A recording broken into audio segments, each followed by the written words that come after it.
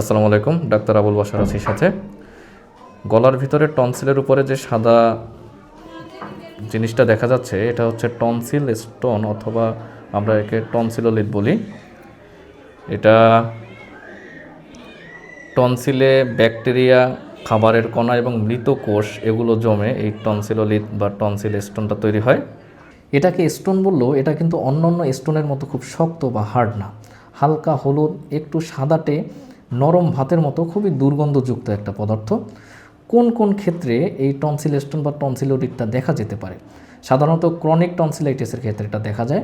Chronic tonsillitis মানে হচ্ছে টনসিলে ঘন ঘন বারবার ইনফেকশন হওয়া।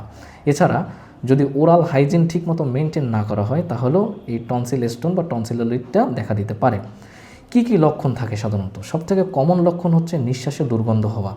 এছাড়া গলায় কিছু আটকে আছে, খেতে গেলে কষ্ট হচ্ছে এমন একটা অনুভূতি হওয়া।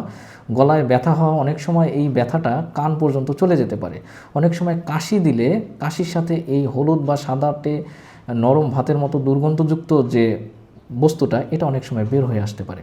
ঘরে বসে আমরা কি করতে পারি? আমরা সাধারণত বাচ্চাদের ওরাল হাইজিন মেনটেনের দিকে সবথেকে বেশি গুরুত্ব দিই। আমরা পরামর্শ দিয়ে থাকি প্রতিদিন কমপক্ষে 2বার দাঁত ব্রাশ করতেই হবে এবং সাথে সাথে জিহ্বাটাও পরিষ্কার করতে হবে। একটু বড় বাচ্চা যারা গড়গড়া করার উপযোগী, তাদেরকে পরামর্শ দিয়ে থাকি হালকা কুসুম গরম পানিতে একটু লবণ মিশিয়ে দিনে 3 থেকে 5 বার গড়গড়া করতে। আর যারা গড়গড়া করতে পারবে না, তাদেরকে পরামর্শ দিয়ে থাকি হালকা কুসুম গরম পানি কমপক্ষে দিনে 3 থেকে 5 বার খাওয়াতে। যদি এরপরও এই সমস্যা না যায়, গলায় ব্যথা, নিঃশ্বাসে দুর্গন্ধ, এই যে লক্ষণগুলো আমরা দেখি, এগুলো যদি না যায়, তাহলে আপনাদের উচিত হবে একজন শিশুরোগ চিকিৎসকের পরামর্শ নেওয়া অথবা নিকটবর্তী একজন নাক কান গলা বিশেষজ্ঞের পরামর্শ নেওয়া। তথ্যগুলো গুরুত্বপূর্ণ মনে করলে শেয়ার করতে ভুলবেন না। সবাই ভালো থাকবেন। আসসালামু আলাইকুম।